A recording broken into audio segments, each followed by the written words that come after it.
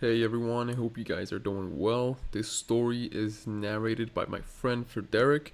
I hope you guys enjoy it. Get cozy because it's about to get grim. In the grim darkness of the far future, where humanity teeters on the brink of extinction and horrors beyond comprehension lurk in every shadow, there exists a scenario so bizarre, so fundamentally wrong, that it defies the very laws that govern the galaxy's most terrifying species. Imagine, if you will, an orc, that hulking green-skinned embodiment of violence and crude joy, attempting to raise a Tyranid, a creature literally designed by evolution itself to consume all biomass in the galaxy. This is not a tale you'll find in the official chronicles of the Imperium. This is something stranger, something that exists in that peculiar space where Warhammer 40K's brutal darkness intersects with its unexpected moments of dark comedy. The very concept seems impossible at first consideration. Tyranids are not individual creatures in any meaningful sense.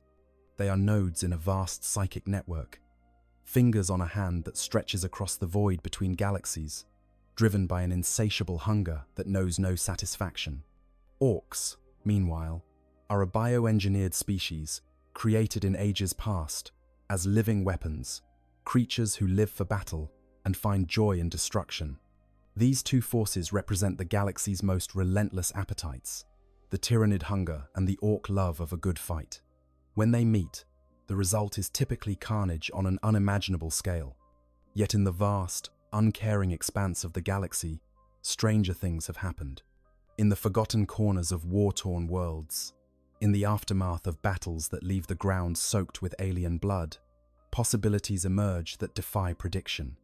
And in the orc psyche, which operates on a logic so alien that it makes their technology work through sheer collective belief, there exists a peculiar tendency that few Imperial scholars have documented.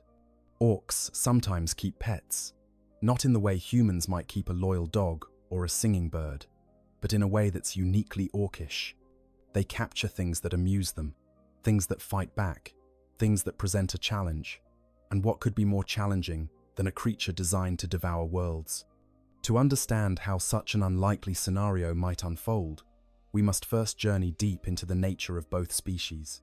We need to understand what makes an orc tick, what drives a Tyranid's every action, and what happens when these two forces, both fundamentally unstoppable in their own ways, collide, not in open warfare, but in the twisted approximation of domesticity. This is a story about biology clashing with biology, about instinct warring with instinct, and about the dark humor that emerges when the galaxy's most violent species decides to play house with one of its most dangerous organisms. The orcs are, in many ways, the perfect organism for warfare. Created millions of years ago by a long-dead race known as the Old Ones, they were designed as soldiers in a war so ancient that it predates recorded history. But unlike other created species, the orcs didn't die out when their creators vanished. They thrived. They spread, they evolved, if one can call it that, into something both simpler and more resilient than their original design. Every orc is born knowing how to fight. This isn't metaphorical.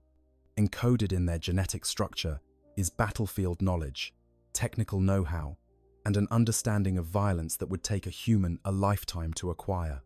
An orc emerges from their spore already aware of what a shooter is, already understanding the basic principles of how to crump an enemy. This genetic inheritance is one of the most remarkable aspects of orc biology, making them fundamentally different from naturally evolved species. When an orc dies, its body releases spores that will eventually grow into new orcs. But these aren't simply offspring, in the traditional sense. Each spore contains the accumulated knowledge of the orc that produced it, filtered through the collective psychic field that all orcs contribute to. This means that orcs fighting in extended campaigns literally become smarter and more capable as the conflict continues, each generation of spores producing slightly more experienced and skilled warriors. The orc life cycle itself is fascinating in its simplicity and efficiency. It begins with a spore, microscopic by orc standards, but visible to the naked human eye, settling into soil or organic matter. This spore doesn't require careful nurturing or specific conditions beyond basic moisture and organic nutrients. It simply grows, drawing sustenance from whatever medium contains it, developing through several distinct stages. First comes the squig stage, where the growing organism resembles the various squig species that orcs cultivate for food, pets, and occasionally transport. These proto-orcs are barely sentient, operating on pure instinct, but they're already remarkably tough, able to survive in conditions that would kill most Earth organisms. From the squig stage, the organism transitions into what orcs call a snotling, though whether snotlings are actually juvenile orcs or a separate related species remains debated among Imperial xenobiologists. Snotlings show more organization than squigs, forming primitive social groups and displaying rudimentary problem-solving abilities. They're also edible, which orcs consider entirely acceptable, seeing no contradiction in consuming organisms that might become fellow orcs if left to develop. This pragmatic approach to their own life cycle is quintessentially orcish. The snotling eventually grows into a Gretchen, also called a grot, and at this stage, the organism has developed enough to be recognizably related to full orcs. Gretchen are smaller, weaker, and less aggressive than their larger cousins, but they possess cunning that often exceeds that of the average orc boy. They serve as laborers, servants, ammunition loaders, and occasionally cannon fodder in orc society. Their treatment by larger orcs is harsh by any standard, but Gretchen accept this as the natural order of things, knowing that size and strength determine status in orc culture. Finally, given sufficient time and resources, a Gretchen grows into a full orc boy, the basic warrior unit of orc society. This transformation is gradual, the Gretchen slowly becoming larger, greener, and more aggressive, until one day it's simply an orc. There's no ceremony, no formal recognition of the change. The other orcs just start treating it as an orc instead of a grot, and that's that. This boy will continue to grow throughout its life, becoming larger and tougher the more it fights and survives. The biggest, oldest orcs become the bosses, and the biggest bosses become war bosses, and the cycle continues. Understanding this biological foundation is crucial to understanding why an orc might attempt to raise a Tyranid. Orcs are themselves a created species designed for war, engineered by beings whose technology made them gods in the eyes of lesser species. They recognize, on some instinctive level, that their weapons given life and purpose. When they encounter Tyranids, they're meeting another weapon species, another form of life designed and optimized for conquest and consumption. There's a kind of kinship there, albeit one expressed through violence rather than cooperation. An orc, looking at a Tyranid, might see something familiar, a fellow product of intentional design rather than random evolution. But this genetic programming goes deeper than simple combat instincts. Orcs have what can only be described as a psychic field that operates on belief. If enough orcs believe something will work, it does. This is how their ramshackle technology functions despite violating numerous laws of physics. This is how they can slap together vehicles from scrap metal and have them perform as well as, or better than, carefully engineered Imperial machinery. Their collective unconscious shapes reality around them, bending the universe to conform to their simple, violent expectations. This same mechanism affects how they view other creatures, other species, and yes, even potential pets. The orc's social structure, such as it is, operates on a principle of might makes right. The biggest orc is the boss, and the biggest boss becomes the war boss, and the biggest war boss might eventually become a warlord commanding millions. But beneath this simple hierarchy lies a complex culture of clans, each with their own tendencies and traditions. The Goths love close combat. The Bad Moons have a peculiar obsession with wealth and flash. The Bloodaxes actually employ tactics, which other orcs view with deep suspicion. The Death Skulls are inveterate looters who believe blue is lucky, and among all these clans, there exists a shared love of anything that provides entertainment or proves their superiority. This is where the concept of orc pets emerges, though calling them pets does a disservice to the relationship. Orcs don't keep pets for companionship in the way humans might. They keep trophies, challenges, living proof of their prowess. A particularly large squig, those bouncing mouths full of teeth that orcs cultivate for food and sport, might be kept by a boss as a status symbol. Captured enemies might be kept alive to provide entertainment in fighting pits. Exotic creatures from distant worlds might be collected simply because they're weird and interesting. The key factor is that these creatures must pose some kind of challenge or interest. An orc doesn't want something docile. They want something dangerous enough to be worth bragging about. The psychology of an individual orc, if such a thing can truly be said to exist separate from the collective, is fascinatingly simple yet alien. They don't experience fear the way other species do. Danger excites them. Pain is a minor annoyance at best. Death in battle is the ultimate achievement, ensuring they'll be remembered in stories told around fires and in the midst of celebrations. An orc's emotional range seems limited to variations of aggression, excitement, and a crude form of joy that emerges when things are going well in a fight. They don't plan for the future beyond the next battle. They don't reflect on the past except to remember particularly good scraps. They exist in a perpetual present of violence and preparation for violence. Yet within this seemingly simple existence, there are layers. An orc mech boy, one of those oddly gifted engineers whose genetic memory gives them an intuitive understanding of technology, experiences a different kind of satisfaction than a basic boy in the mob. They feel joy when creating something particularly destructive, or when solving a mechanical problem that's been bothering them. A pain boy, the orc equivalent of a doctor, though the comparison is generous at best, finds pleasure in experimenting on other orcs, improving them, making them more suited for battle. These specializations suggest that orc psychology, while alien and violent, possesses more depth than imperial propaganda might suggest. The orc relationship with other species is typically straightforward. Fight them, kill them, loot their stuff. But there are documented exceptions. Orcs have been known to employ other species as servants or workers, usually Gretchen, their smaller cousins who exist in a state of perpetual abuse and servitude. They've been observed keeping particularly interesting enemies alive for extended periods if those enemies can provide ongoing entertainment. There are even rare accounts, treated with deep skepticism by imperial scholars, of individual orcs forming something approaching bonds with other beings, though these bonds are always framed in terms of utility and amusement rather than affection. This brings us to a crucial aspect of orc behavior that makes our scenario even remotely plausible. Orcs get bored. Between fights, when there's no enemy to crump and no preparation to make, orcs need something to occupy their attention. This is when they tinker with technology, race their vehicles, fight among themselves for entertainment, or engage in what passes for hobbies in orc culture. A sufficiently interesting captive creature could serve this purpose admirably, providing a focus for an orc's attention during those rare moments when they're not actively engaged in warfare. Now we must turn our attention to the other half of this impossible equation, the Tyranids.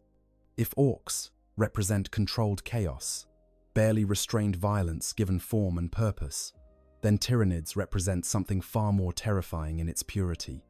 They are the locusts of the cosmos, the swarm that devours galaxies, an enemy so alien that communication is impossible, and mercy is a concept without meaning. Every Tyranid, from the smallest ripper to the mightiest Hierophant Bio-Titan, exists as part of a greater whole. They are the hive mind made flesh, extensions of a vast and ancient intelligence that has consumed countless galaxies before arriving in our own. The Tyranid organism represents biological perfection achieved through endless iteration. They don't evolve in the traditional sense, slowly adapting over generations to environmental pressures. Instead, the hive mind absorbs genetic material from consumed species, analyzes it, and incorporates useful traits into new organisms. A hive fleet that encounters a species with particularly effective natural armor will, in short order, produce Tyranids with similar or superior protection. Face them with energy weapons, and they'll develop organisms with enhanced resistance. Use poison, and they'll adapt. Use fire, and they'll create units that thrive in extreme heat. The Tyranid threat grows more dangerous with each encounter, learning from every battle, incorporating every useful trait from every species they consume. The speed of this adaptation is what makes Tyranids truly terrifying to face in extended campaigns. Imperial commanders have documented cases where Tyranid organisms encountered on one day displayed completely new capabilities when encountered again mere days later. A swarm that was vulnerable to flamers in one battle might return with heat-resistant carapaces in the next. Organisms that fell easily to las fire might reappear with reflective armor that dissipates energy weapons' effectiveness. This isn't random mutation or lucky genetic drift. It's purposeful, directed biological engineering occurring in real time across the battlefield. The mechanism behind this rapid adaptation lies in the Tyranid digestion process, which is far more sophisticated than simple consumption. When a Tyranid organism feeds, it doesn't just break down proteins and extract nutrients. It performs a complete genetic analysis of everything consumed, cataloging useful traits and immediately transmitting this information to the hive mind through the psychic network connecting all Tyranids. The hive mind then processes this data alongside information from millions of other organisms across countless worlds, identifying patterns and opportunities for improvement. This collective intelligence operates at scales that boggle human comprehension. Imagine a mind that spans galaxies, that thinks in trillions of parallel processes, that can devote the equivalent of 1 million human geniuses to solving a single tactical problem while simultaneously managing invasions of hundreds of worlds. That's the hive mind, an intelligence so vast and alien that communication with it is impossible because it doesn't recognize individual consciousness as meaningful. To the hive mind, humans, orcs, Eldar, and all other sentient species are simply biomass with interesting genetic sequences. The hive fleet organizational structure reflects this distributed intelligence. At the top, metaphorically speaking, are the hive ships themselves, vast living spacecraft that serve as mobile biofactories and coordination nodes. Each hive ship is simultaneously a transport, weapons platform, and spawning facility, capable of producing millions of organisms tailored to specific combat situations. These ships are so large that they create their own gravity wells, and their psychic presence is strong enough to disrupt communications and navigation across entire star systems. Below the hive ships are the synapse creatures, organisms of sufficient size and psychic capacity to act as relay stations for the hive mind's commands. Tyranid warriors, tyrants, and similar organisms serve this function, extending the hive mind's reach across the battlefield. Their presence coordinates lesser organisms, transforming mindless, hungry creatures into precise, efficient killing machines. The importance of these synapse creatures cannot be overstated. They're the nervous system of the Tyranid swarm, and destroying them causes immediate disruption to the coordinated attack. The mid-tier organisms, including hormagaunts like our theoretical bitey, represent the bulk of the swarm's combat power. These creatures are optimized for specific roles: hormagaunts for speed and close combat, termagants for ranged support, gargoyles for aerial assault. Each type is a perfect expression of its intended function, with no wasted biological investment in capabilities it doesn't need. A hormagaunt doesn't require ranged weapons because its role is to close with the enemy and destroy them in melee. A termagant doesn't need heavy armor because its purpose is to provide supporting fire from distance, not survive close combat. At the bottom of the hierarchy are the smallest organisms: rippers, spore mines, and various other specialist creatures. These are barely more than mobile digestive systems with teeth, designed to swarm over wounded enemies or reclaim biomass from battlefields. Yet even these simple organisms serve crucial functions in the greater Tyranid ecosystem, breaking down organic matter into forms that can be efficiently absorbed and processed. The Tyranid life cycle, from spawning to deployment to death and reclamation, is a closed loop of perfect efficiency. Nothing is wasted. Every scrap of biomass is utilized. Every useful genetic trait is preserved and replicated. Every failure is analyzed and corrected. This makes them fundamentally different from naturally evolved species, which carry evolutionary baggage in the form of vestigial organs, suboptimal designs, and genetic quirks that serve no current purpose. Tyranids have no such inefficiencies. every aspect of their biology serves the singular purpose of consumption and conquest. Understanding this biological perfection makes the scenario of an orc keeping a captive Tyranid even more remarkable. The creature being contained represents millions of years of refinement, the combined evolutionary wisdom of countless consumed species, and the directed design intelligence of the hive mind itself. It's not just an animal in a cage, it's a weapon of galactic conquest, temporarily prevented from fulfilling its function.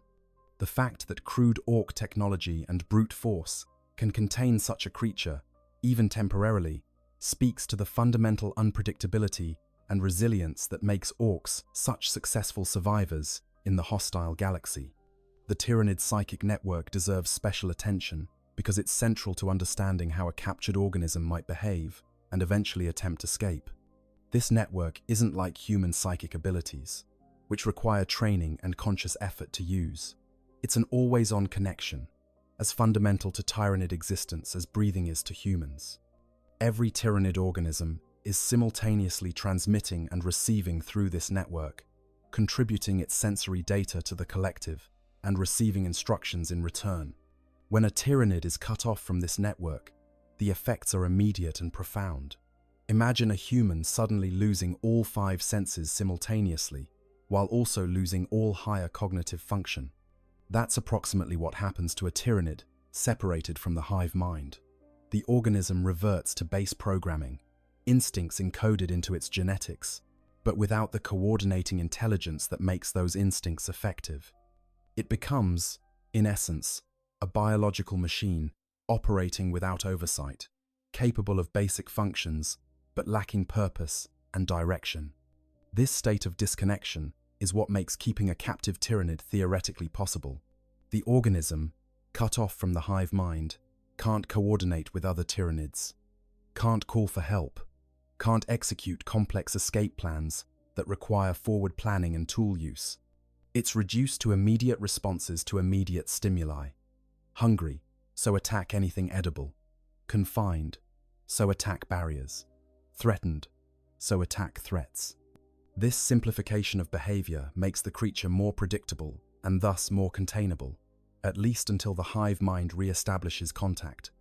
But this adaptability comes at a cost. Or rather, it comes with a fundamental requirement: the hive mind. Individual Tyranid organisms, cut off from the psychic network that connects them to the greater intelligence, experience something that might be called death, though it's more accurate to say they cease to function as intended. The hive mind is not merely a communication system. It is the Tyranid consciousness itself, distributed across billions upon billions of organisms, coordinating them with a precision that makes even the most disciplined Imperial army look chaotic by comparison. A Tyranid warrior doesn't think for itself. It doesn't make decisions. It is the hive mind's decision made manifest, a thought given claws and bioweapons, and an insatiable hunger. This dependence on the hive mind creates interesting vulnerabilities. Tyranid organisms come in varying degrees of independence. The smallest creatures, rippers and the like, have virtually no autonomous function. Cut them off from synapse range, the psychic connection to larger, more sophisticated organisms, and they revert to base instincts, attacking anything nearby or simply going dormant. Mid-tier organisms like termagants or hormagaunts retain slightly more independent function but still require direction from synapse creatures. Only the largest, most sophisticated organisms, warriors and tyrants, and the massive hive ships themselves, can function with any real autonomy, and even they are fundamentally parts of the greater whole. The biology of a Tyranid is a marvel of efficiency that would fascinate and horrify any Imperial tech priest who studied it. You know, I have to pause here for a moment and just share what fascinates me most about this entire scenario. I've been researching Warhammer 40K lore for this channel for years now, diving into the darkest corners of the setting, and this concept of orcs trying to raise Tyranids might be one of the most perfectly 40K things I've ever explored. It's horrifying, absurd, and yet it makes complete sense within the logic of this universe. What really gets me is how this scenario reveals something fundamental about both species that you don't see when they're just fighting each other. The orcs, for all their violence and simplicity, have this almost childlike curiosity about the galaxy. And the Tyranids, we always talk about them as this unstoppable swarm, but seeing one isolated, cut off from the hive mind, it becomes something almost pitiable. That's what keeps me making these videos for Stories of Hammer. They consume biomass through various means, most commonly through direct ingestion, but some organisms can absorb genetic material through contact, through the air, through any means available. This consumed matter is broken down completely, reduced to its component elements, and either used immediately for energy and growth, or stored for later use. A Tyranid organism can grow at a remarkable rate when provided with sufficient biomass, changing size, developing new weapons, adapting to threats in real time. This isn't magic, though it might seem like it. It's biology operating at a level of efficiency that evolution in normal ecosystems can never achieve, because the Tyranids aren't subject to the slow, random process of natural selection. They are designed, purposefully and with malevolent intelligence, to be perfect predators. The life cycle of most Tyranid organisms begins in the digestion pools of a hive ship, or in the spawning chambers established on invaded worlds. The hive mind determines what organisms are needed for current tactical situations, and massive biofactories produce them in numbers that defy comprehension. A single hive ship can spawn millions of organisms in a matter of days. These organisms emerge fully formed and ready for battle, already possessing whatever instincts and abilities the hive mind has encoded into their genetics. There is no childhood, no learning period, no development in the traditional sense. A termagant spawned today is immediately ready to march into battle alongside termagants spawned years ago, all moving with the same coordinated purpose. But here we encounter an interesting question. What happens to a Tyranid organism spawned in isolation, cut off from the hive mind from the moment of its creation? This is not a scenario the Tyranids are designed for. Every aspect of their biology assumes connection to the greater network. Yet in the aftermath of battles, in the chaos of planetary invasions, it's theoretically possible for Tyranid organisms to be separated from their fleet. Some might be wounded and left behind when the fleet moves on. Others might be deliberately isolated by clever enemies who disrupt the synapse network. And in extremely rare cases, organisms in the process of spawning might be cut off before they can establish their connection to the hive mind. These isolated organisms present a fascinating and terrifying problem. Without the hive mind's direction, they operate on instinct alone, and that instinct is simple: consume and survive. A ripper swarm isolated from the fleet becomes a mindless eating machine, attacking anything that contains biomass and growing larger as it feeds. A termagant might revert to basic hunting behaviors, stalking and killing prey with the efficiency its biology provides, but without any of the tactical coordination the hive mind would supply. Larger organisms, warriors and the like, might retain more sophisticated behaviors, their more complex brains, allowing for something approaching individual thought, though calling it that might be generous. They remain fundamentally creatures of instinct and hunger. The physical development of Tyranid organisms is equally remarkable. Unlike most species, which reach maturity and then largely cease growing, Tyranids can continue developing throughout their existence if provided with sufficient biomass. A small organism can, theoretically, grow to enormous size given enough food and time. They can develop new bioweapons, growing them from their flesh like a human might grow hair or nails, except these growths are sophisticated organic weapons, capable of firing acid, or launching beetle-like projectiles, or shooting streams of flesh-eating larvae. The Tyranid body is infinitely malleable, limited only by the genetic template and available resources. This brings us to a crucial consideration. What would it take to keep a Tyranid organism alive and growing outside the hive mind's influence? The answer is surprisingly simple. Food. Massive quantities of food. A growing Tyranid organism requires constant biomass intake to fuel its rapid development. They're not like human children, who need carefully balanced nutrition and years to mature. They're more like fire, consuming everything available and growing larger and hotter with each meal. This insatiable hunger is both their greatest strength and, in our scenario, their most significant challenge for any would-be orc caretaker.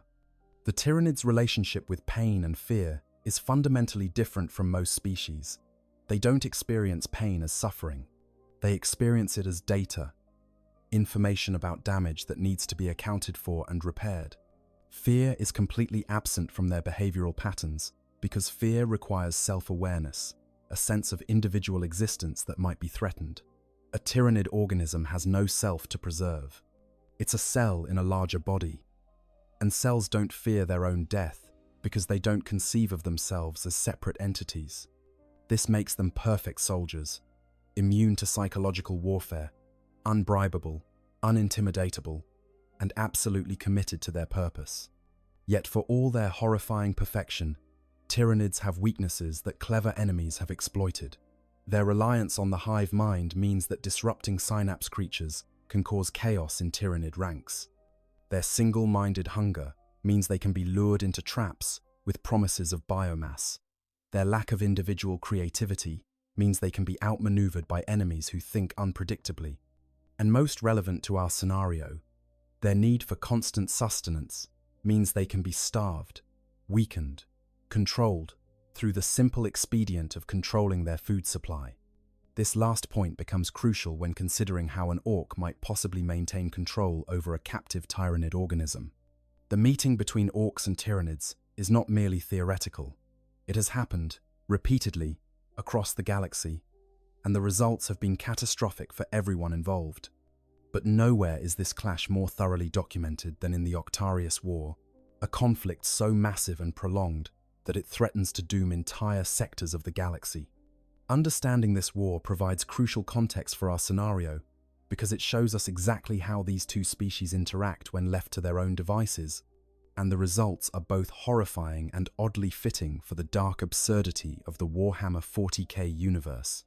The Octarius War began with an inquisitorial plan that seemed brilliant in its simplicity and reveals the depths of arrogance and desperation that characterize the Imperium's leadership. Inquisitor Kryptman, faced with the advancing Hive fleet Leviathan, one of the largest Tyranid incursions the galaxy had ever seen, made a decision that would doom billions. He would redirect the Tyranids toward the Octarius sector, a region of space dominated by one of the largest orc empires in the galaxy. The logic was sound from a certain perspective. Let two of the Imperium's greatest enemies destroy each other, buying time for humanity to prepare defenses elsewhere. What Kryptman failed to anticipate, or perhaps chose to ignore, was that both orcs and Tyranids grow stronger through conflict. The orcs live for battle, and exposure to warfare causes them to release spores that grow into new orcs, bigger and meaner than before. The Tyranids consume biomass and adapt, incorporating useful traits from defeated enemies. By throwing these two species together, Kryptman didn't create a mutual annihilation.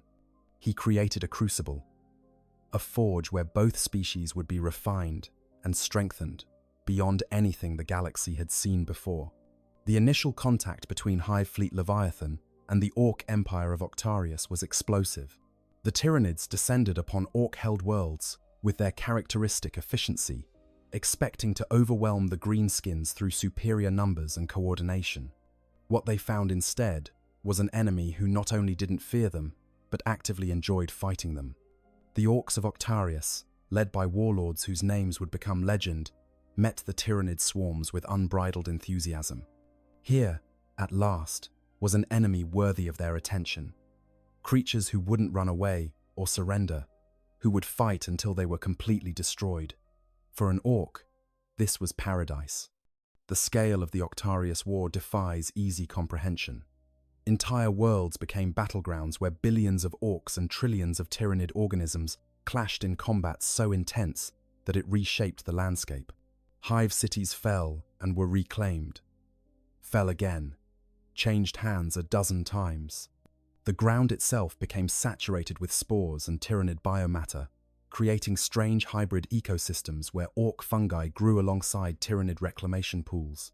The air grew thick with spores and floating Tyranid organisms, creating weather patterns of living matter that rained death on anyone below. What makes the Octarius War particularly relevant to our scenario is what it revealed about how both species approach each other. The Orks, for all their love of battle, quickly learned that Tyranids required different tactics than other enemies. You couldn't intimidate them. You couldn't make them retreat through shows of force. You couldn't even really loot them, because Tyranid bioweapons deteriorated rapidly without the hive mind's maintenance. But you could fight them in ways that were endlessly entertaining.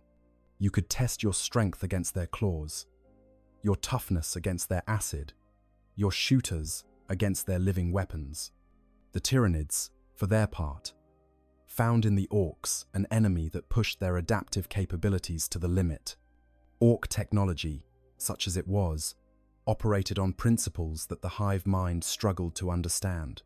How could vehicles function when they clearly shouldn't? How could weapons work despite being assembled incorrectly?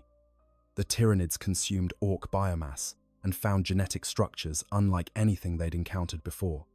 Orks were themselves a bioengineered species, created by an ancient race with technology the Tyranids had never absorbed.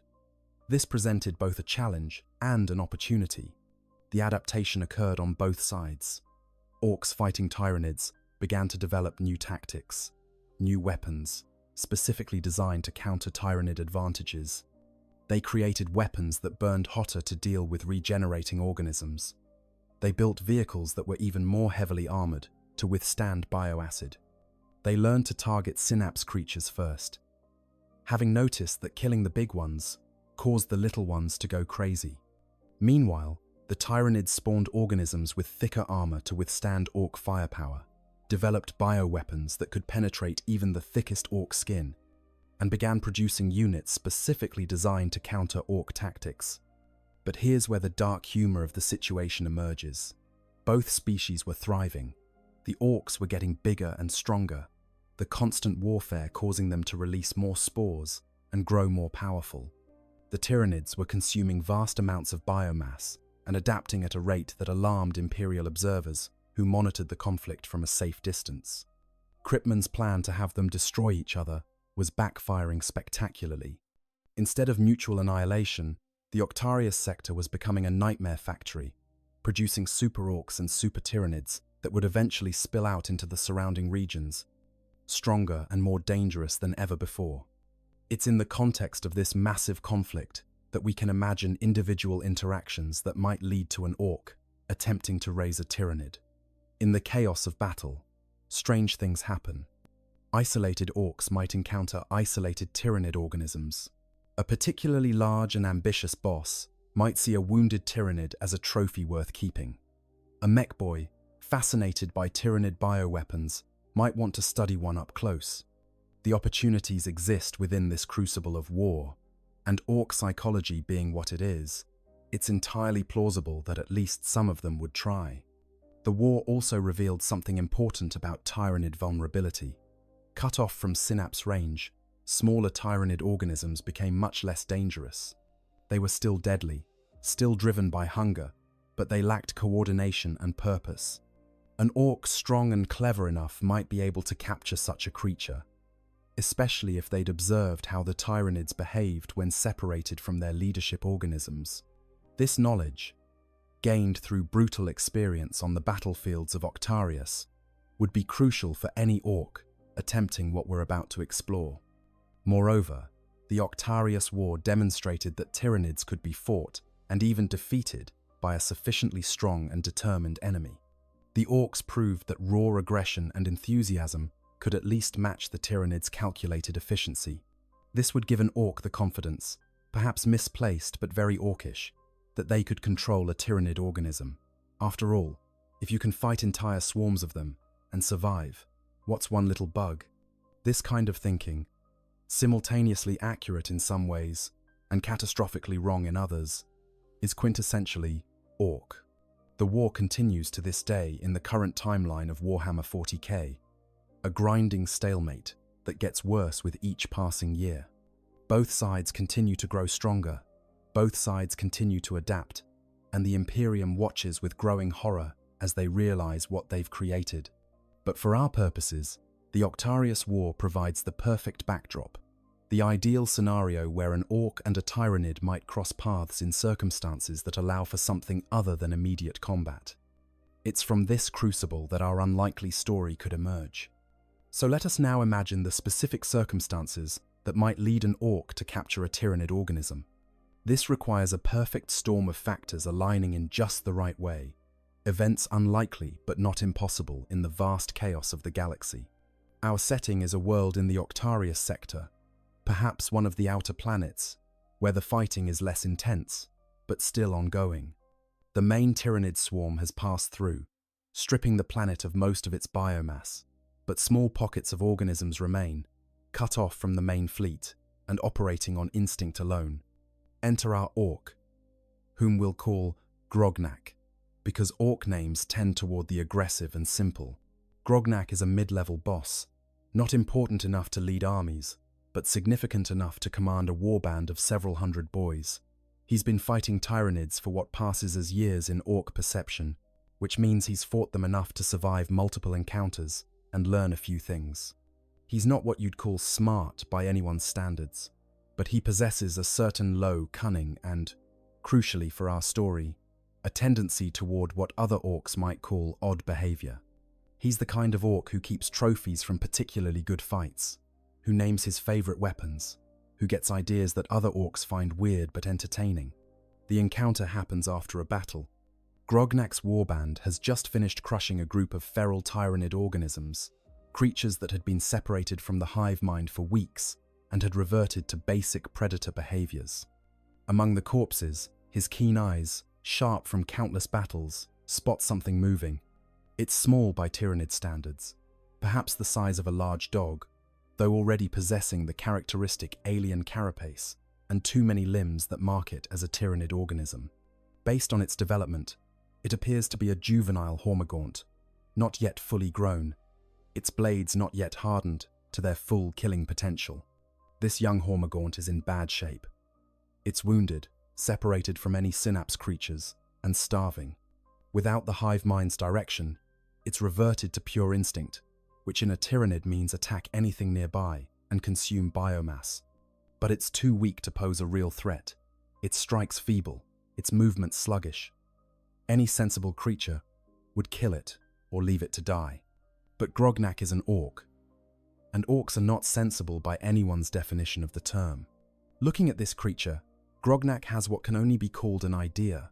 Ideas are dangerous things for orcs, often leading to explosions or accidental deaths, but sometimes leading to moments of bizarre innovation. His idea is simple. This thing fights good even when it's small and weak. What would it be like if it was big and strong? Could he make it fight for him? The thought is appealing on multiple levels. It would prove he's tough enough to control a Tyranid. It would give him something unique, something to make the other boys jealous.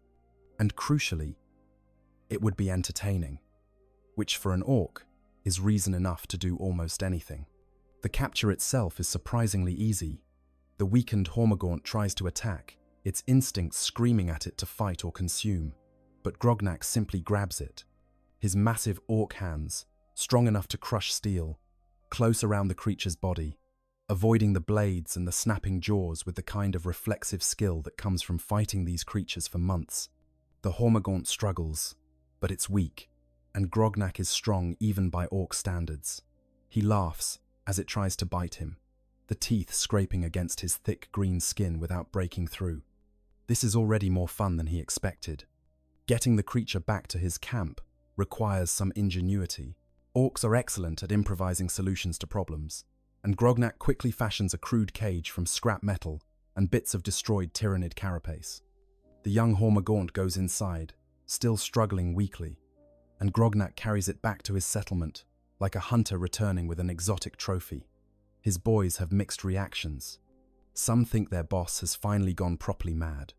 Others are intrigued by the idea of keeping a Tyranid as a pet. A few suggest just eating it, which is the orc solution to most problems involving food-shaped objects. But Grognak is the boss, which means what he says goes until someone bigger decides otherwise. The Hormagaunt becomes his project, his weird hobby that the other orcs tolerate because their boss is entertaining and generally keeps them in good fights. The creature needs to be secured properly, So Grognak sets his mech boys to work, creating a better cage, something that can hold a growing Tyranid. They construct a crude pen from reinforced metal and electrified barriers, powered by a generator that barely works, but functions well enough because the mech boys believe it will. The question of feeding quickly becomes apparent. The Hormagaunt is starving, its metabolism demanding constant biomass input to fuel its growth and healing. Grognak starts by throwing it chunks of meat from whatever his boys hunt or kill, which in this devastated landscape means mostly other orc squigs and the occasional unlucky grot. The Hormagaunt consumes everything offered with mechanical efficiency, its digestive system breaking down the biomass with disturbing speed. Within hours of feeding, visible changes occur. The wounds begin to close, the carapace starts to harden, and the creature grows noticeably larger. This rapid growth fascinates Grognak in the way that orcs can be fascinated by things that are dangerous and weird. He watches the Hormagaunt for hours, noting how it moves, how it reacts to stimuli, how it seems to be constantly scanning for threats or opportunities. Without the hive mind, the creature operates purely on instinct, but those instincts are sophisticated, the product of millions of years of refined evolution. It learns quickly from its environment, adapting its behaviors based on what works. When it tries to break through the cage and receives an electric shock, it remembers and doesn't try that approach again. When certain types of food make it grow faster, it shows preference for those types in future feedings. Grognak, in his orcish way, decides the creature needs a name. Orcs understand the power of names, the way they shape perception and reality. He settles on something suitably aggressive and simple, Bitey. The other orcs find this hilarious, which is perfect because making the boys laugh is almost as good as making them fight. Bitey the Hormagaunt becomes a fixture in Grognak's camp, a curiosity that other warbands come to see, leading to more orcs joining his group because clearly any boss crazy enough to keep a Tyranid as a pet must be tough enough to lead. The early days of raising Bitey follow a pattern that becomes almost routine, though routine is a strange word to use for anything involving orcs and Tyranids. Grognak feeds the creature multiple times daily, massive amounts of biomass that would sustain a human family for weeks. The Hormagaunt grows rapidly, its size increasing visibly from day to day. What started as a dog-sized organism quickly becomes as large as a human, then larger, its limbs lengthening, its blades hardening, its chitinous armor thickening and taking on the characteristic purple and grey coloration of Hive Fleet Leviathan. The relationship, if it can be called that, between Grognak and Bitey is fundamentally different from any traditional pet-owner dynamic. There is no affection, no loyalty, no emotional bond in any recognizable sense. Grognak views Bitey as a possession, a trophy, something that proves his superiority and provides entertainment. Bitey, lacking the hive mind's direction, operates on pure instinct, recognizing Grognak only as the source of food and the source of pain when it misbehaves. Classical conditioning works even on Tyranids, it seems, or at least on those cut off from the collective intelligence. The feeding process itself becomes a ritual that other orcs gather to watch. Grognak has to be careful because even a juvenile Hormagaunt is deadly, its reflexes faster than thought, its blades capable of cutting through most armor. He learns to throw food into the pen from a safe distance, watching as Bitey pounces on it with predatory precision. Sometimes, he deliberately makes Bitey wait, withholding food to establish dominance, a tactic that works because the Hormagaunt's hunger is constant and overwhelming. The creature learns that Grognak controls access to food, and this creates a crude hierarchy that resembles training, though calling it that might be generous. Behavioral observations reveal interesting patterns. Without the hive mind's coordination, Bitey displays behaviors that are more insect-like, more primitive than Tyranids operating under full control. It paces the perimeter of its cage, testing for weaknesses with methodical patience. It watches the orcs with its black, soulless eyes, tracking movement with predatory interest. When orcs come too close, it lunges at the barriers, not out of rage but out of programmed hunting behavior. Everything that moves is potential prey. Everything that doesn't move might still be edible. The world, for Bitey, consists only of things to eat and things preventing eating. Grognak attempts various forms of training, though his methods are predictably orcish in their simplicity and violence. He tries to make Bitey respond to commands, bellowing at the creature in a mixture of orc language and what he imagines might be Tyranid sounds. The results are mixed at best. Bitey learns to associate certain sounds with food, coming to one part of the cage when called, because that's where feeding happens. But this is more Pavlovian response than true obedience. The Hormagaunt hasn't been tamed. It's simply learned that certain patterns lead to food. The other orcs in the warband develop their own relationships with Bitey.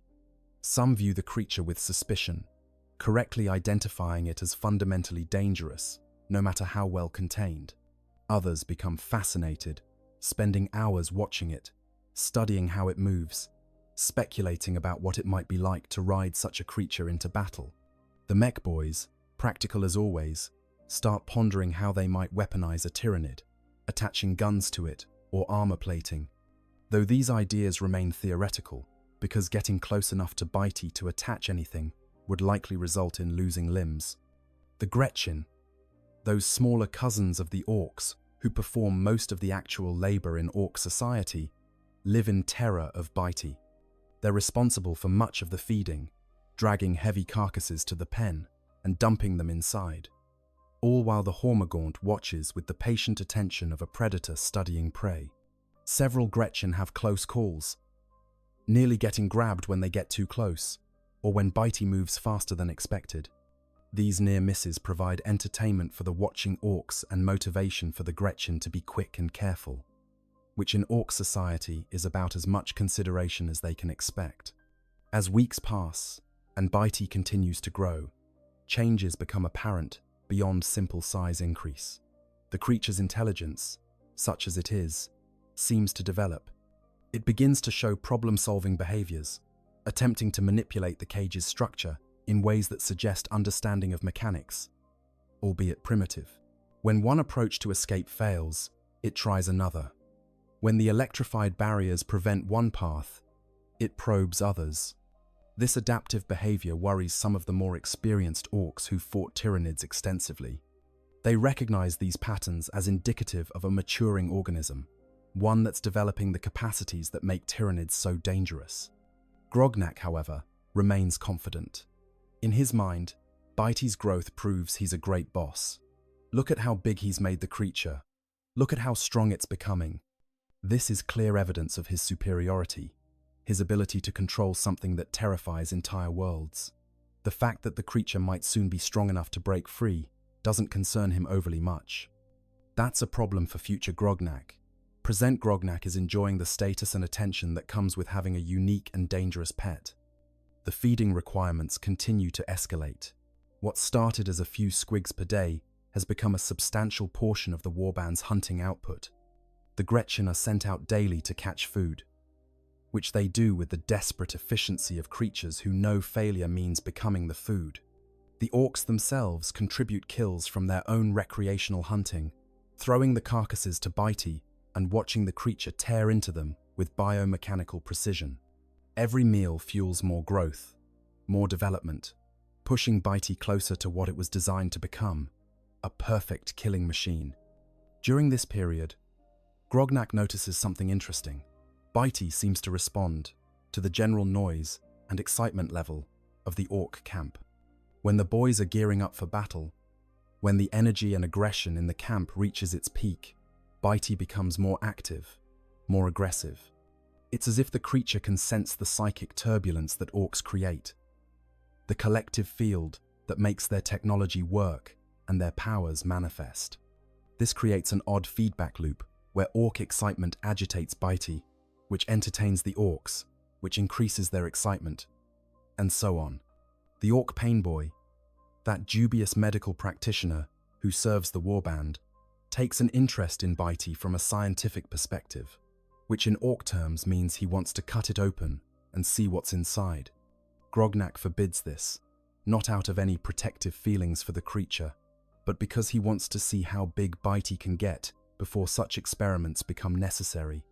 The pain boy contents himself with external examinations, studying the Hormigaunt's carapace structure, its joint articulation, the way its bioweapons are integrated into its body. He makes notes in the crude pictographic system Orks use for record-keeping, sketches that other painboys might find useful in future encounters with Tyranids. As Bitey approaches what would be full maturity for a Hormigaunt, the creature stands as tall as an orc at the shoulder, its body a streamlined killing machine of chitin and alien muscle. Its blades have reached their full development, each one capable of cutting through ceramite armor with the right angle and force.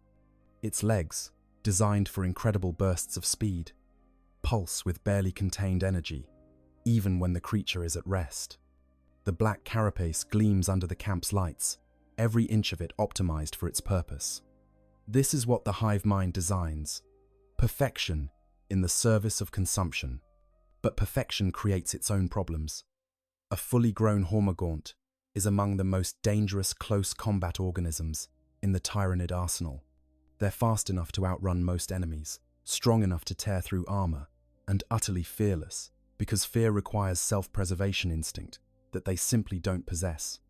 Even cut off from the hive mind, Bitey retains all these physical capabilities. The only reason Grognak has maintained any control is through careful management of food and the crude but effective barriers preventing escape. This balance is becoming increasingly precarious as the creature reaches the limits of what the improvised containment can hold. The first serious incident occurs during a feeding. A Gretchen, rushing to dump a carcass into the pen, trips and falls partially through the opening. Before anyone can react, Bitey moves, its speed shocking even to Orks, who've seen it daily. The Hormigaunt's blades flash, and the Gretchen's screams are cut short as the creature drags it fully into the pen. The feeding that follows is grotesque even by Ork standards, Bitey tearing into the unfortunate Gretchen with mechanical efficiency, while the other Gretchen watch in horror and the Orks watch with interest. Grognak's response is telling. He doesn't mourn the lost Gretchen. They're expendable by Ork standards. He doesn't punish Bitey. The creature was simply being what it is. Instead, he reinforces the feeding protocols, making sure future food delivery is done more carefully. The incident actually improves his standing with the boys because it demonstrated just how dangerous his pet is. Any boss tough enough to control something that killed that quickly must be very tough indeed. The logic is circular and very orcish. But the incident also serves as a wake-up call to some of the warband.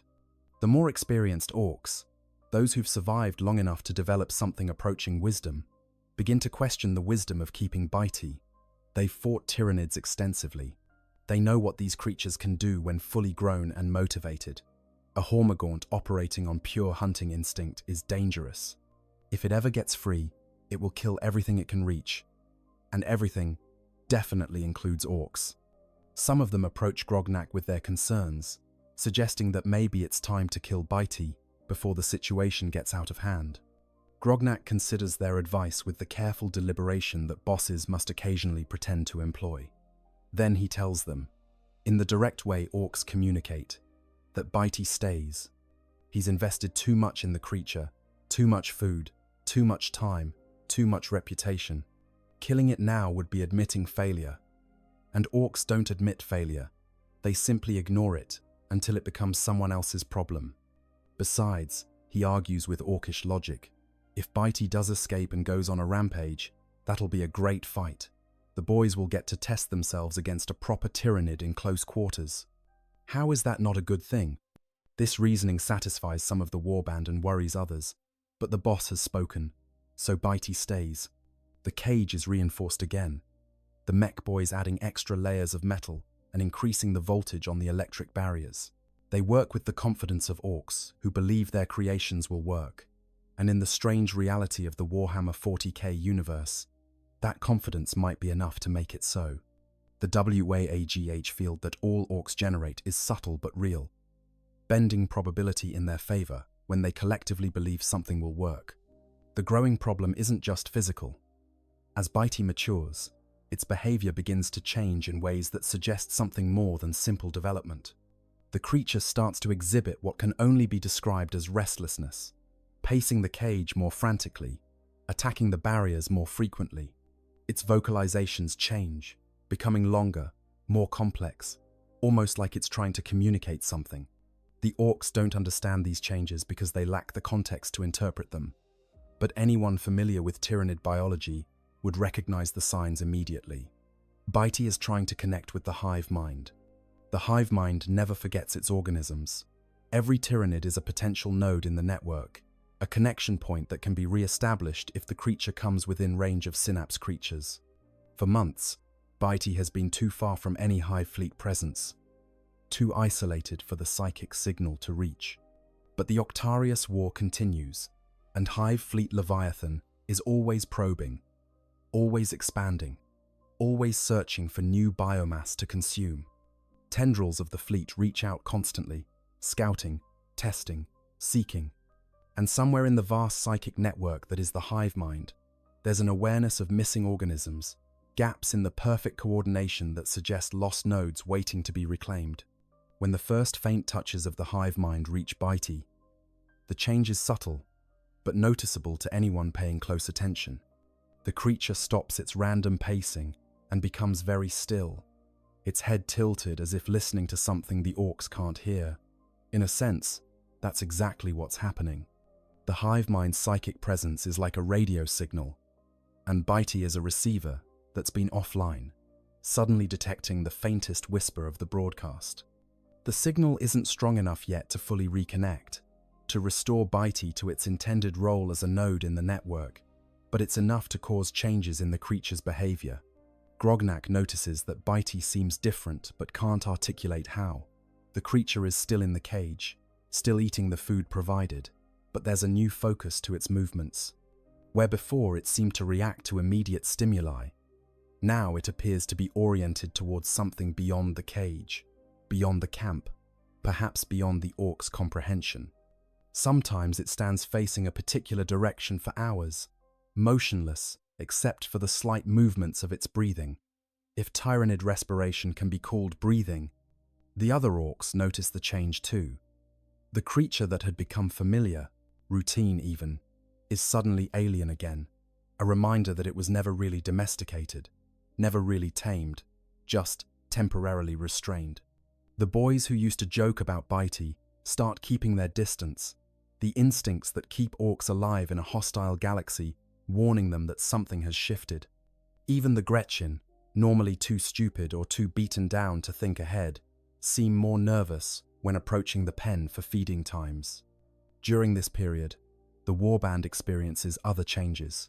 Scouts report increased Tyranid activity in the surrounding regions.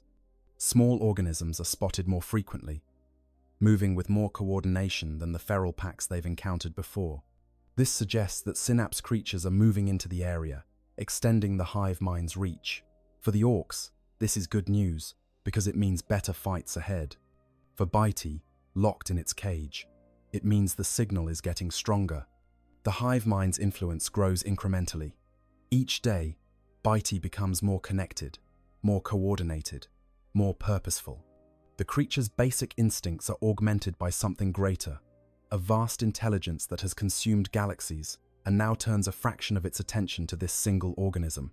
To the hive mind, Bitey is insignificant, one among trillions, but every organism matters because every organism is biomass that could be put to better use than being locked in an Ork cage on a backwater world.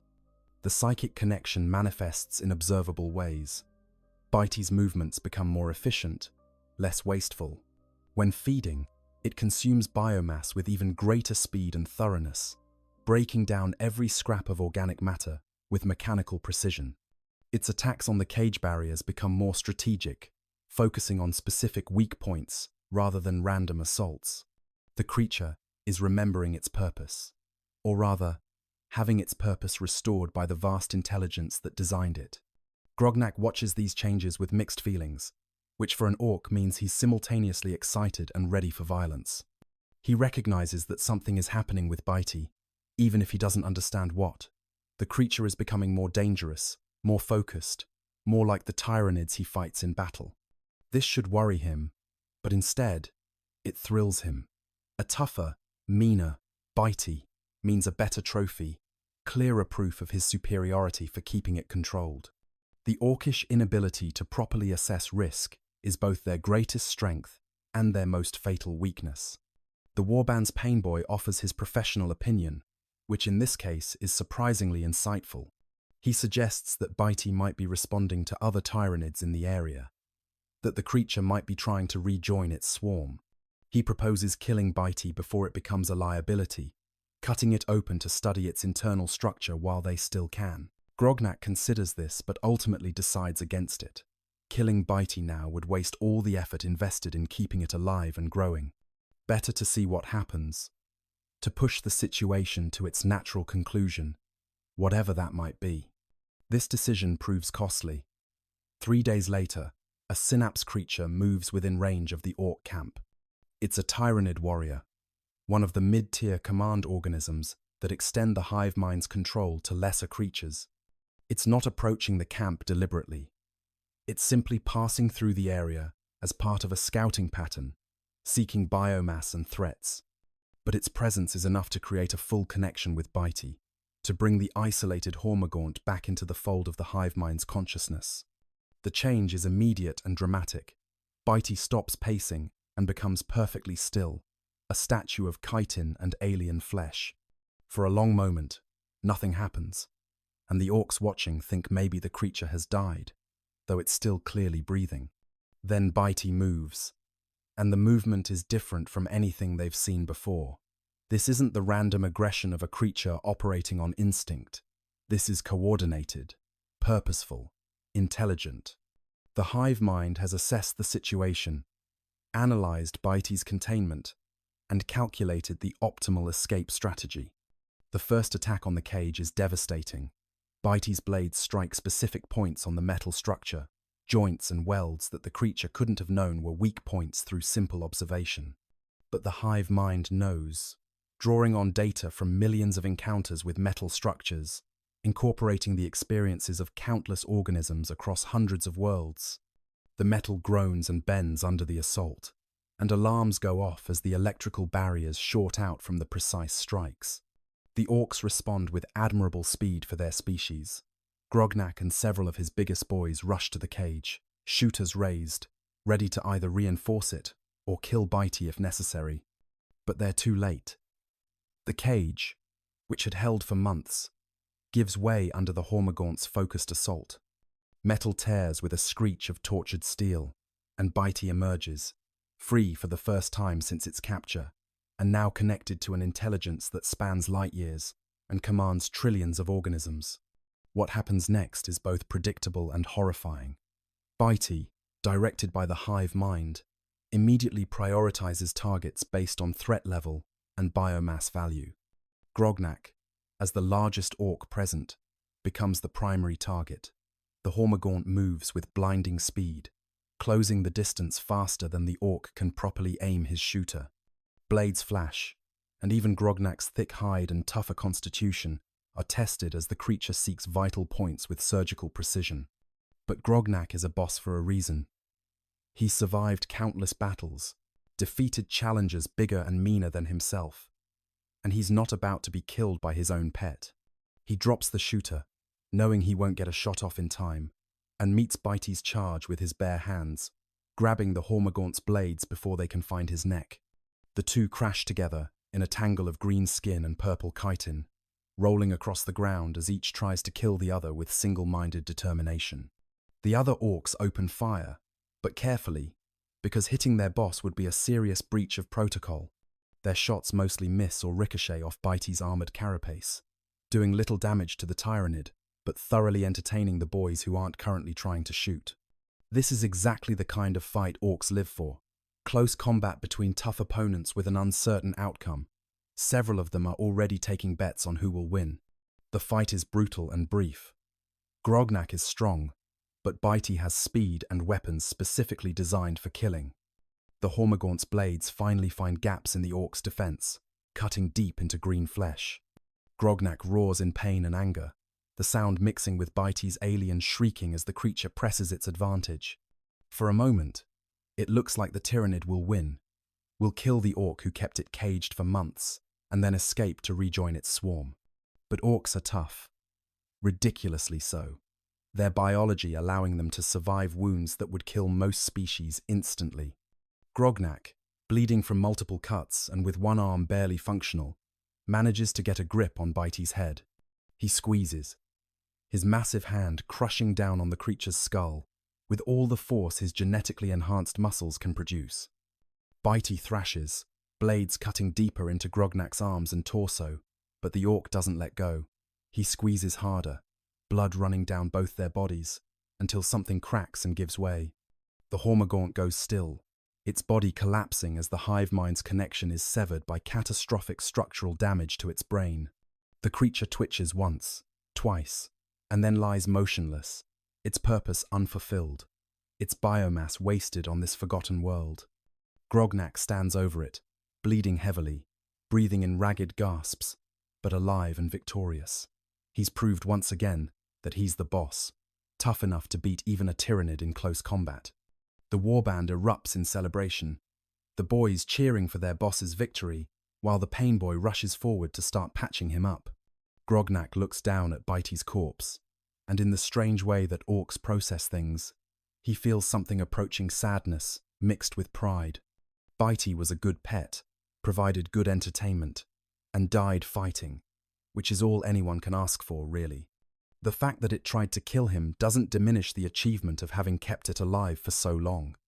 If anything, it enhances his reputation. He fought and defeated a full-grown Hormagaunt in close combat. Not many orcs can make that claim. The aftermath of Bitey's death brings changes to Grognak's warband. The boss survives his injuries, because orcs are incredibly difficult to kill permanently, but he bears scars that remind him of his strange experiment. Other orcs who heard about Bitey start trying similar things, capturing small Tyranid organisms in the belief that if Grognak could do it, they can too. Most of these attempts end badly, with the captive Tyranids either dying from poor care or escaping and killing their captors, but a few succeed long enough to spread the practice. This creates an odd phenomenon in the Octarius sector. Orc warbands with Tyranid trophies becoming a minor trend among bosses who want to prove their toughness. The practice is still rare, still dangerous, but in the chaotic environment of constant warfare between orcs and Tyranids, stranger things have happened. The Imperium, monitoring the conflict from a distance, adds this development to their already lengthy list of concerns about what's happening in Octarius. For the hive mind, the loss of one Hormagaunt is literally insignificant. A single cell lost from a body of trillions. The brief reconnection with Bitey provided data about orc capabilities and tactics, information that will be incorporated into future spawning to create organisms better suited to fighting orcs. In the vast, cold calculations of the hive mind, Bitey's captivity and death were not meaningless, just data points in an endless war of adaptation and counter-adaptation. From a broader perspective, the scenario of orcs raising Tyranids reveals something fundamental about both species and about the nature of warfare in the Warhammer 40K universe. The orcs represent chaos barely constrained by biology, a species whose very existence defies logical analysis. They shouldn't work, their technology shouldn't function, their society shouldn't be stable enough to threaten the galaxy.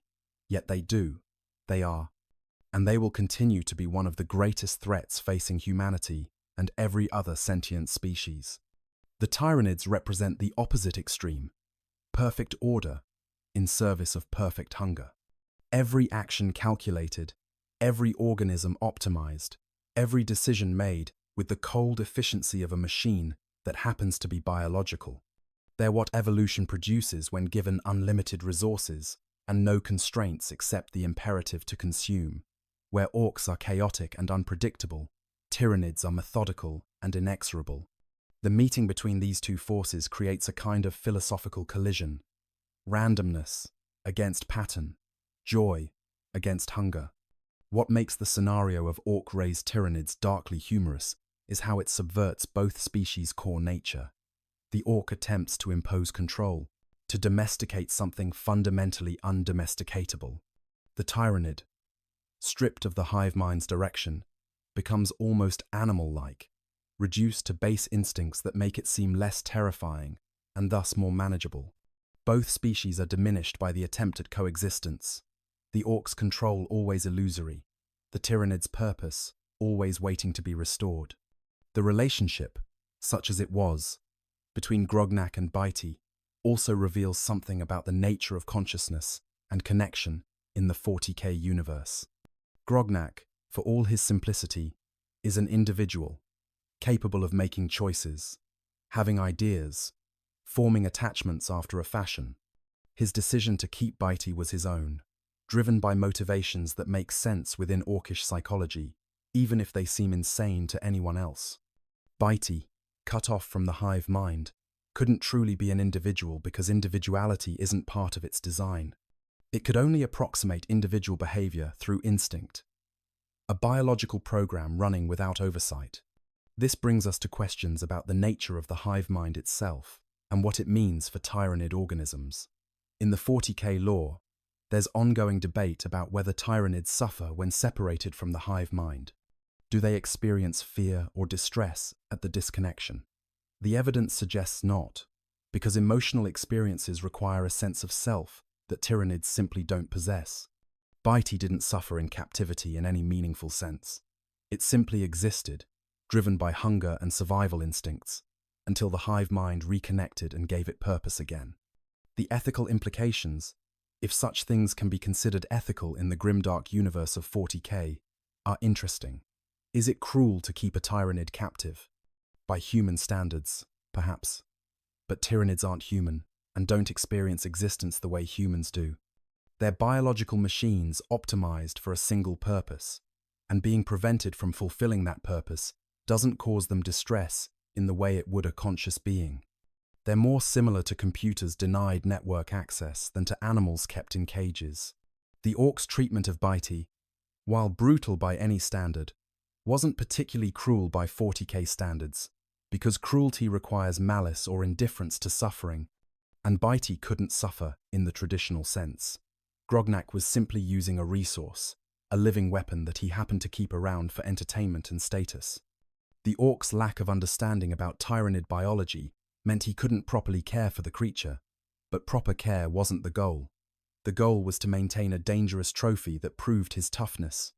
The scenario also highlights the fundamental incompatibility between these two species' approaches to existence.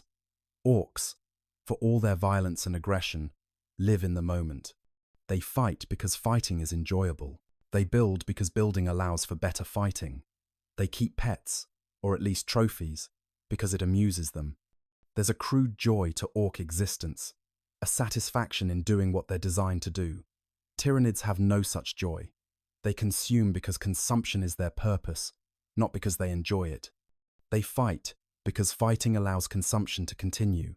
There's no satisfaction, no achievement, no pride in victory. There's only the continuation of the endless hunger. When we consider the broader implications of Orks attempting to raise Tyranids, we must look at the Octarius War and what it represents for the galaxy.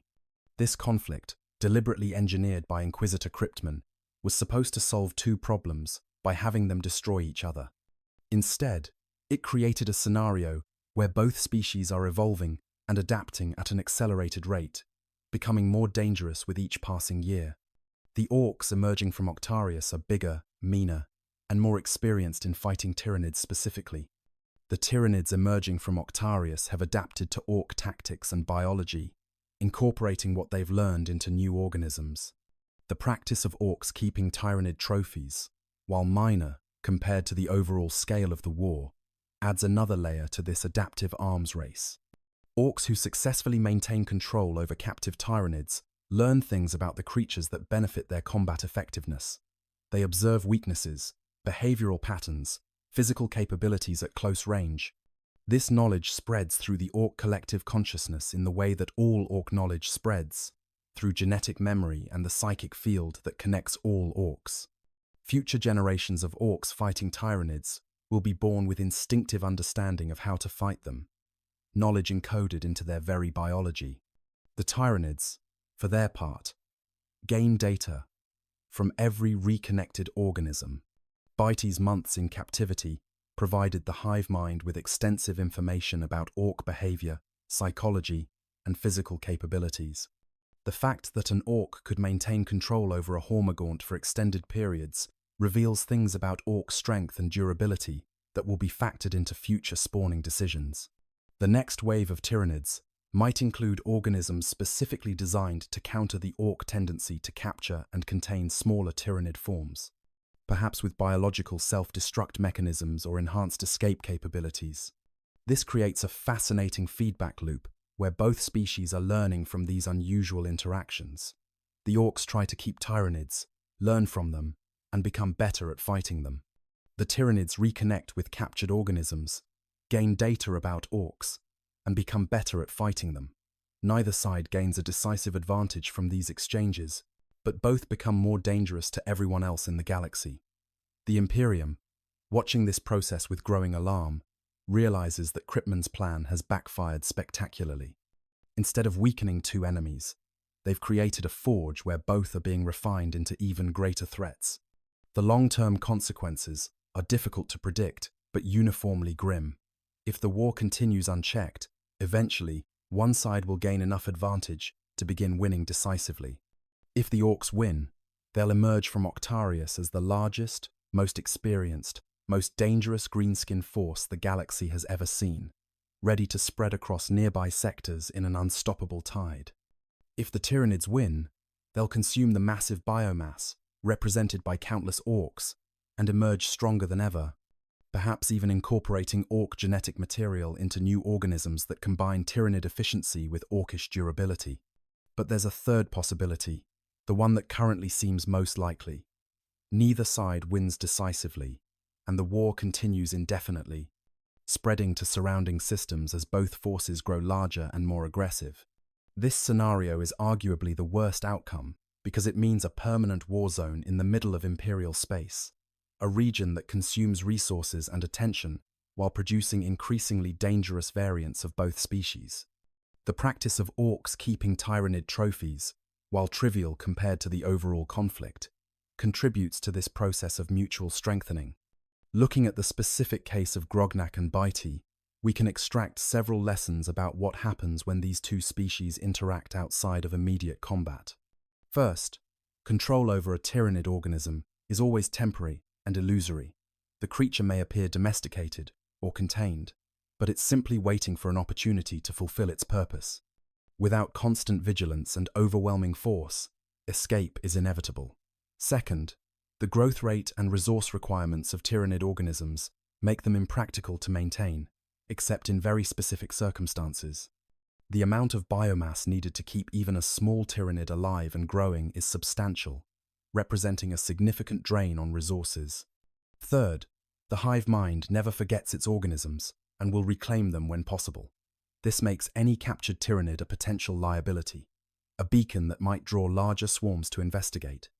In Grognak's case, the presence of Bitey could have attracted significant Tyranid attention to his warband if the Synapse creature had communicated the location before Bitey was killed.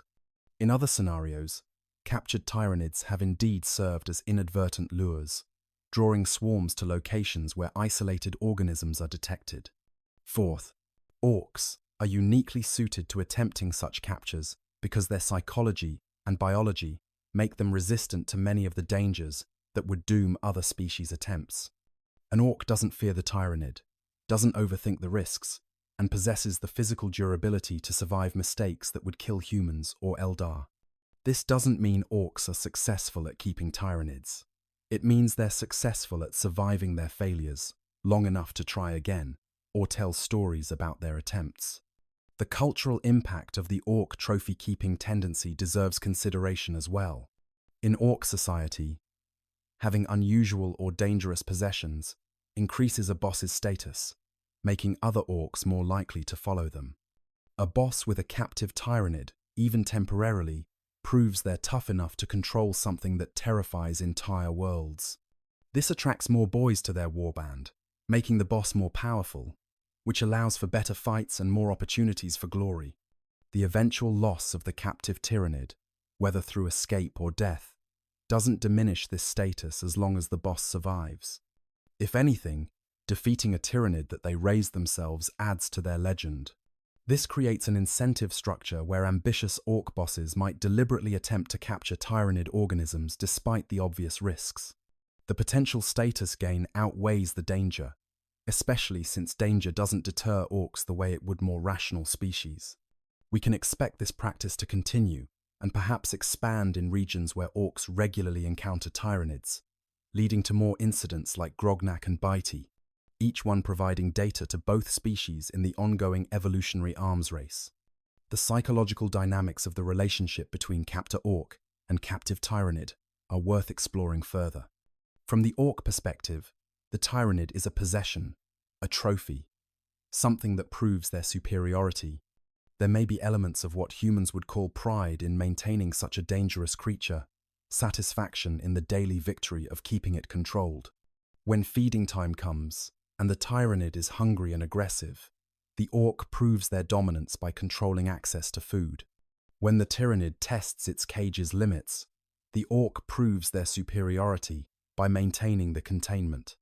But this isn't a relationship of equals or even a traditional predator-prey dynamic. The orc exists in a constant state of potential combat with the captive Tyranid, a tension that orcs find exciting rather than stressful. Every interaction carries the possibility of violence, and violence is what orcs live for. In a strange way, keeping a captive Tyranid provides continuous low-level satisfaction for the orc, a daily reminder that they're strong enough, tough enough, and clever enough to control something most beings would flee from. From the Tyranid perspective, there is no relationship at all when cut off from the hive mind. There's only stimulus and response, hunger and feeding, confinement and attempts to escape. The organism doesn't conceive of the orc as a captor in any meaningful sense. It simply recognizes a source of food and a barrier to movement. When the hive mind reconnects, this changes immediately. Suddenly, the orc is categorized as a threat and biomass, obstacles to be overcome, and resources to be consumed. The transition from instinct-driven behavior to hive mind-directed action is immediate and total, like a computer going from offline to online in an instant. This fundamental disconnect in how each species experiences the interaction creates the dark comedy inherent in the scenario. The orc thinks they're demonstrating dominance and control, proving their superiority over a dangerous alien organism. The Tyranid isn't thinking at all in the conventional sense. It's simply existing according to its programming, waiting for the moment when that programming can be properly executed. When the hive mind reconnects and Bitey immediately attempts to kill Grognak, it's not betrayal or rebellion. It's simply the organism finally being able to do what it was designed to do. The practical considerations of maintaining a captive Tyranid extend beyond just feeding and containment. The creatures produce waste, though in minimal amounts since their digestive efficiency is remarkable. They grow continuously when fed, requiring increasingly robust containment as they develop. They don't sleep in any traditional sense, remaining alert and active at all times, which means constant vigilance is required from their captors. They're also remarkably resistant to most forms of disease and environmental hazards, making them difficult to weaken or sicken if such a strategy were attempted. The specific challenges of physical containment deserve detailed examination. A Hormagaunt, even a juvenile one, possesses strength far exceeding its size. Its muscles are dense bundles of hyper-efficient fibers that can generate force levels that would tear human muscle tissue apart. Its bones, or rather the chitinous internal structure that serves a similar function, are simultaneously flexible and incredibly strong, able to absorb impacts that would shatter human skeletal structures. The creature's claws and blades aren't just sharp. They're monofilament edges, maintained at the molecular level through biological processes, capable of cutting through most materials given sufficient time and pressure. This means that simple metal bars, the kind that might hold a dangerous earth animal, are woefully inadequate for containing a Tyranid. The creature will methodically test every part of its cage, applying force to each bar, each weld, each junction, searching for weaknesses with the patience of something that doesn't experience boredom or frustration. Given time, it will find flaws that human or even orc eyes might miss. and it will exploit those flaws with mechanical precision. The Ork solution to this problem is characteristically direct: make everything thicker, stronger, and more heavily reinforced than seems necessary, then add more on top of that. Ork mechboys, working on Grognak's orders, would construct a cage from the thickest scrap metal available, welding it together with techniques that shouldn't work, but do, because Orks believe they will. They'd add electrified barriers, not because they understand electrical engineering, but because they've seen that electricity hurts things, and figure more electricity hurts more. They'd rig up automated weapons to fire at anything trying to break through, even though the targeting systems are barely functional and might shoot Orks as often as the captive Tyranid. Yet somehow, through a combination of over-engineering, Orkish durability, and the psychic field that makes Ork technology function despite violating physical laws, it works. The cage holds. Not perfectly, not without problems, but well enough to keep a juvenile Hormagaunt contained while it grows. Every weakness is eventually found and exploited, but the Orks patch it with more metal, more welds, more crude solutions that somehow prove effective. It's a constant race between the Tyranid testing its prison and the Orks reinforcing it. And for a time, the Orks stay ahead. The feeding process presents its own unique challenges, perhaps even more daunting than the containment itself. A growing Tyranid organism requires massive amounts of biomass, quantities that would strain the resources of most military operations. In human terms, a juvenile Hormagaunt might require the equivalent of 50 kilograms of meat per day, and that's a conservative estimate. As it grows larger, this requirement scales up proportionally. A full-grown Hormagaunt could easily consume several hundred kilograms daily if the biomass were available. For an Ork warband, providing this much food is actually less difficult than it would be for most species, but it's still a significant undertaking. The Orks must dedicate hunting parties to bringing back sufficient biomass, which means diverting warriors from other activities. They hunt the local wildlife, which in war-torn regions is often sparse and dangerous. They raid other Ork settlements for their squig herds, which leads to fights that the raiders generally enjoy, but which still represents an expenditure of resources and time. They scavenge battlefields for usable biomass, which in the Octarius sector means competing with feral Tyranid organisms, also seeking to reclaim the dead. The actual delivery of food to the captive Tyranid requires careful choreography to avoid casualties. The creature, even when not connected to the hive mind, retains predatory instincts that make it incredibly dangerous during feeding. It doesn't wait patiently for food like a trained dog. It attacks anything that enters its reach, moving with speeds that make human reflexes look sluggish. The Orks learn to throw food from maximum distance, using crude catapults or simply hurling carcasses over the cage walls and hoping the Tyranid catches them before they splatter everywhere. This feeding ritual becomes entertainment for the warband, with Orks gathering to watch and make wagers on various aspects of the process. Will the Hormagaunt catch the thrown food mid-air? How quickly will it devour a squig carcass? Will any Gretchen be stupid or unlucky enough to get too close and become food themselves? These wagers, made in fungus, beer, and bits of scrap metal, add a social dimension to the practical necessity of feeding, making the whole endeavor more enjoyable for the Orks, and thus more sustainable as a long-term project. The growth rate of the captive Tyranid is both fascinating and alarming to observe. Unlike human growth, which occurs slowly over years, or even Ork growth, which takes months, Tyranid development is measured in days and weeks. Each feeding produces visible changes. The creature's carapace expands, new armor plates forming overnight. Its limbs lengthen, joints reforming to accommodate the increased size. Its bioweapons develop, the blade arms growing sharper and more deadly with each passing day. An Ork, watching this process, sees clear, undeniable evidence of the danger they're cultivating, but instead of concern, they feel pride at having something so dangerous under their control. The Tyranid's sensory capabilities also deserve attention because they affect how the creature interacts with its environment and captors. Hormagaunts possess visual acuity that exceeds most species.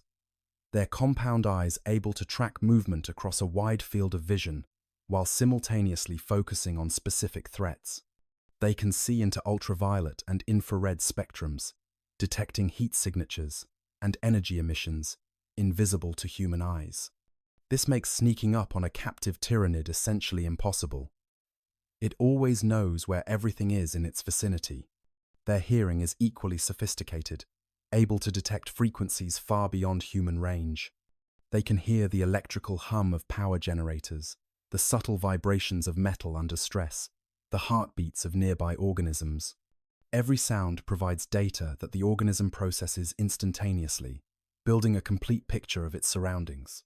In the wild, connected to the hive mind, this sensory data would be shared across the swarm, creating a composite awareness that no individual organism could achieve alone. The sense of smell, or rather the chemical detection capabilities that serve a similar function, is perhaps most impressive. Tyranids can taste the air, analyzing its chemical composition for traces of biomass, the presence of other organisms, environmental hazards, and thousands of other data points. They can identify individual scents and track them across kilometers if necessary. For a captive hormigaunt, this means knowing exactly what kind of food is being brought before it arrives, recognizing individual orks by their unique biological signatures, and potentially detecting the approach of other Tyranids long before their captors notice anything unusual. These sophisticated senses make containing a Tyranid more difficult because the creature is always fully aware of its situation. It knows the dimensions of its cage precisely. It knows the locations of structural weak points. It knows when guards are near and when they're not. It knows when food is coming and exactly how much biomass it represents. This knowledge informs every action, every test of the barriers, every attempt at escape. The Tyranid isn't blindly thrashing against its containment. It's methodically exploring every possibility, gathering data, waiting for the moment when enough factors align to make escape feasible. The psychological effect of the captive Tyranid on the Ork warband also deserves consideration. Though Ork psychology is simple enough that effects are straightforward. The creature becomes a status symbol for Grognak, clear proof of his toughness and leadership. Every day it remains contained is another day he can claim superiority over bosses who've never managed such a feat. This enhances his reputation, attracts more boys to his warband, and generally improves his position in the complex social hierarchy of Ork society. For the average Ork boys in the warband, Bitey represents entertainment and a source of pride by association. They're part of the warband that has a pet Tyranid, which makes them cooler than boys in warbands that don't. They gather to watch feeding times, to speculate on how big Bitey will get, to argue about what would happen if Bitey fought various other dangerous creatures. These discussions fill the time between battles, providing a focus for Ork attention that might otherwise turn inward into the kind of infighting that weakens warbands. The Gretchen, as always, have the most realistic assessment of the situation because they're the ones most likely to be eaten if something goes wrong. They view Bitey with appropriate terror, recognizing the creature as an existential threat to their already precarious existence. Yet they have no choice but to participate in its care, because refusing orders from Orks results in violent punishment. So they approach the cage with trembling limbs, dump food as quickly as possible, and flee before Bitey can decide they look tastier than the provided meal. Several close calls reinforce this fear, keeping the Gretchen on edge and providing amusement for the Orks who find Grot terror hilarious. The warband's Painboy takes a more analytical interest in Bitey. As the closest thing Orks have to a medical professional, he's fascinated by the Tyranid's biology and development. He makes sketches of the creature's anatomy, noting the placement of organs and the structure of its bioweapons. He speculates about what Tyranid parts might be useful if harvested, imagining transplanting Hormigaunt blades onto Ork warriors or incorporating the creature's regenerative capabilities into his surgical practices. Most of these ideas are wildly impractical, but a few might actually work, especially given how Ork biology responds to the most outrageous medical procedures. The mech boys see Bitey as an engineering challenge and an opportunity. They're constantly upgrading the cage, adding new features, testing different containment methods. One mech boy suggests building a harness that would let an Ork ride the Hormigaunt into battle, which other mech boys agree is a brilliant idea, even though actually attempting it would likely result in the rider being torn apart. Another proposes attaching guns to Bitey's carapace, creating a mobile weapons platform that's also a living creature. These plans remain theoretical because getting close enough to Bitey to implement them would require a level of cooperation the Hormagaunts simply cannot provide. The environmental impact of keeping a captive Tyranid also manifests in unexpected ways. The creature's presence affects the local ecosystem, such as it is in the war-torn regions where Orks typically settle. Smaller organisms avoid the area around Bitey's cage, instinctively recognizing a predator far more dangerous than anything else in the region. Plants and fungi growing near the containment area show unusual growth patterns, possibly responding to chemical signals the Tyranid releases or to changes in soil composition from its waste products. The Tyranid's constant activity also affects the Ork settlement's ambient noise level. The creature doesn't vocalize much, but when it does, the sounds are alien and disturbing even to Orks who've fought Tyranids extensively. The scraping of its claws against metal as it tests the cage creates a constant background noise that permeates the camp. The wet sounds of feeding, the creature's unusual breathing, and the occasional shriek when it attacks, the barriers all contribute to an auditory environment that reminds everyone of what they're keeping caged in the center of their settlement. As Bitey approaches full maturity, the tension in the camp increases perceptibly. Even Orks, who don't experience fear in the traditional sense, recognize that they're maintaining a situation that could turn catastrophic at any moment. The creature is now large enough and strong enough that a successful escape would likely result in multiple casualties before it could be stopped or killed. The cage, reinforced multiple times, shows signs of stress from the constant testing and occasional full-force attacks that Bitey launches against it. Metal fatigue, poor welds, and structural weak points multiply despite the mech boy's best efforts to stay ahead of the deterioration. Grognak faces increasing pressure from his senior boys to either kill Bitey or find some use for it beyond status symbol and entertainment. A few suggest trying to weaponize the creature, training it to attack enemies on command. But anyone who's spent time watching Bitey knows this is impossible. The Hormagaunt doesn't have the capacity for obedience or loyalty when cut off from the hive mind. It simply exists in a state of constant hunger and readiness to kill, attacking anything that presents itself as either food or threat, which includes basically everything. The water and food supplies that the warband uses become contaminated with trace amounts of Tyranid biomatter as the creature grows and sheds cells. While Orks are remarkably resistant to biological contaminants, this exposure isn't without effects. Some boys report unusual dreams, vivid nightmares of being consumed or of consuming others. These are likely psychological reactions to stress rather than actual Tyranid influence, but they contribute to the growing unease surrounding Bitey's presence. A few Orks even suggest that the creature might be affecting them through some kind of psychic influence, though without the hive mind, Bitey lacks the capacity for directed psychic attacks. The Tyranid's physical development follows predictable patterns based on their type and the biomass available. A Hormagaunt like Bitey, given unlimited food, would reach full size in a matter of weeks rather than months or years. Once at full size, it would continue to harden and strengthen, its carapace becoming thicker, its blades becoming sharper, its muscles becoming more efficient. There's no fixed endpoint to this development, in the way that humans stop growing at adulthood. A Tyranid with sufficient resources can continue developing indefinitely, becoming larger and more dangerous with age. This creates an escalating arms race between the captive organism and its containment. Each day, the Tyranid is kept alive and fed. It becomes more difficult to control. The cage that worked yesterday might not work tomorrow. The restraints that held it last week might fail today. The Ork maintaining such a creature must constantly upgrade their containment measures, devoting increasing resources to a project that provides diminishing returns in terms of actual utility and increasing returns only in terms of status and entertainment. At some point, the costs outweigh the benefits for any species except Orks, who don't calculate costs and benefits in rational terms.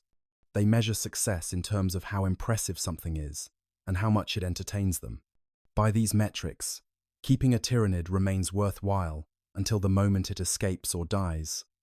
At which point the story of having kept it becomes the valuable commodity, proof of the Orks' toughness that can be told and retold in future celebrations. The broader Warhammer 40K community, both in-universe Imperial scholars and real-world fans, have debated the plausibility and implications of Orks raising Tyranids. Some argue that the hive mind's reach is too extensive, that any Tyranid organism would be quickly reclaimed before proper captivity could be established. Others point out that the galaxy is vast, and in the chaos of war zones like Octarius, isolated organisms could exist for extended periods without hive mind contact. The truth likely lies somewhere between these extremes. It's rare but possible, difficult but not impossible, especially for Orks, whose very nature makes them suited to attempting the seemingly impossible. There are documented cases in the extended lore of other species attempting to study or contain Tyranid organisms. Imperial research facilities have captured specimens for analysis, though these are typically dead organisms or heavily sedated ones kept in maximum security containment. The Adeptus Mechanicus has shown particular interest in Tyranid biology, seeing in it biological technology that might be adapted or countered. These efforts have generally ended badly, with escaped specimens causing significant casualties before being eliminated. The difference with Orks is that they're not trying to study Tyranids, they're trying to own them, which is somehow both more foolish and more likely to succeed. The Eldar, with their superior understanding of psychic phenomena, would recognize immediately the danger of keeping a Tyranid organism. They can perceive the hive mind's psychic presence and would understand that any connection, however faint, makes the captive creature a liability. The Tau, with their emphasis on careful analysis and calculated risk, would likely attempt containment only under the most controlled circumstances and with multiple redundant safety measures. Only Orks would approach the problem with such casual disregard for the obvious dangers, and only Orks would make it work through sheer stubbornness and physical durability. As we near the end of our exploration of this unlikely scenario, it's worth considering what it tells us about the nature of the Warhammer 40K universe itself. This is a setting where the impossible happens regularly, where the laws of physics are suggestions rather than rules, where faith can manifest as reality, and where the most absurd scenarios can unfold with deadly seriousness. The idea of an Ork raising a Tyranid captures perfectly the setting's blend of grimdark horror and dark comedy, where something fundamentally terrifying becomes almost humorous through the lens of Orkish psychology. The scenario also highlights one of 40K's central themes: the futility of control in a galaxy sliding toward entropy. The Imperium tries to control the forces threatening it and creates disasters like the Octarius War. Orks try to control Tyranids and create temporary successes that inevitably end in violence. Even the Tyranids, with their perfect coordination and efficiency, can't control the galaxy's tendency toward chaos and conflict. Every faction's attempts at imposing order eventually give way to the fundamental disorder that characterizes the setting. Yet within this futility, there's a strange kind of meaning. Grognak's attempt to raise Baiti was ultimately doomed, but it mattered to him, provided entertainment, enhanced his status, and gave him a story worth telling. The fact that Baiti eventually tried to kill him doesn't invalidate the months of success. The fact that the attempt was fundamentally foolish doesn't change the fact that it worked for as long as it did. In a universe where everything eventually fails and everyone eventually dies, the temporary successes and the good stories are all that matter. The relationship between species in 40K is primarily antagonistic, but there are rare examples of cooperation, symbiosis, or at least coexistence. Orks keeping Tyranid trophies isn't cooperation, but it is interaction beyond simple, mutual annihilation. It represents a kind of engagement with the alien that transcends the usual kill everything different approach that dominates the setting. The fact that this engagement is ultimately destructive and doomed doesn't make it less interesting or less significant in its implications. For Tyranids, every interaction provides data. Every encounter offers opportunities for adaptation. The organisms that escape from Ork captivity or reconnect with the hive mind bring back information that will be used to create better Tyranids. ones more resistant to capture, more capable of escaping containment, more lethal to their captors. For orcs, every attempt at keeping Tyranids, successful or failed, provides experience that spreads through their collective consciousness, making future generations better equipped to try the same thing. Both species benefit from these interactions in their own ways, even though the interactions themselves usually end in violence. The practice of orcs keeping Tyranid trophies also serves as a microcosm of the larger orc-Tyranid conflict. On one side, chaotic creativity and individual initiative expressed through Grognak's decision to keep Bitey. On the other, perfect order and collective purpose expressed through the hive mind's eventual reclamation of its organism. The clash between these approaches to existence drives the Octarius War on the macro scale and drove the relationship between Grognak and Bitey on the micro scale. Neither approach is inherently superior. Both have strengths and weaknesses, and the conflict between them is what makes both species interesting. In conclusion, the scenario of orcs raising Tyranids, while unlikely and ultimately doomed, is entirely possible within the Warhammer 40K setting. It requires specific circumstances, isolated Tyranid organisms, orcs with sufficient resources and interest, and temporary absence of the hive mind's influence. When these factors align, we get situations like Grognak and Bitey, where an orc boss manages to capture, contain, and maintain a growing Tyranid organism for an extended period. The relationship, such as it is, provides benefits to both species in terms of learning and adaptation, though at significant cost in resources and risk. For the orc, it's a status symbol and entertainment. For the Tyranid, cut off from the hive mind, it's simply existence until purpose can be restored. When the hive mind finally reconnects, the attempt at domestication ends immediately and violently, usually with casualties on both sides. What makes this scenario fascinating is not just the specific details of how an orc might keep a Tyranid alive, but what it reveals about both species and the universe they inhabit. Orcs will attempt anything if it seems entertaining or impressive, regardless of the risks. Tyranids will eventually fulfill their purpose no matter how long they're delayed. And in the grim darkness of the far future, even the most unlikely scenarios can unfold with deadly consequences for everyone involved. The story of orcs raising Tyranids is ultimately a story about the nature of control and the illusion of domestication. You can't truly domesticate something that has no individuality to domesticate. You can only delay its purpose, contain its actions temporarily, and hope that when the inevitable breakdown occurs, you're strong enough to survive the consequences. Grognak survived. Bitey did not. The hive mind continues its advance. The orcs continue their wars. And somewhere in the Octarius sector, another orc boss is probably looking at a wounded Tyranid organism and getting ideas.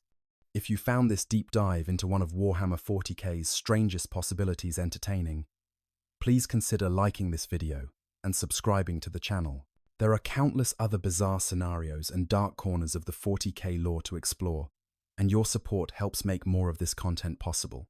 What other unlikely interactions between 40K species would you like to see explored? What other questions about the setting's stranger possibilities would you like answered? Leave your thoughts in the comments, and until next time, remember, in the grim darkness of the far future, even the most impossible scenarios are just waiting for an orc to try them anyway. I hope you guys enjoyed the story. Hope you guys enjoyed the videos. Make sure to comment, like, subscribe, give me some feedback. I want to get better. And yeah, sleep well.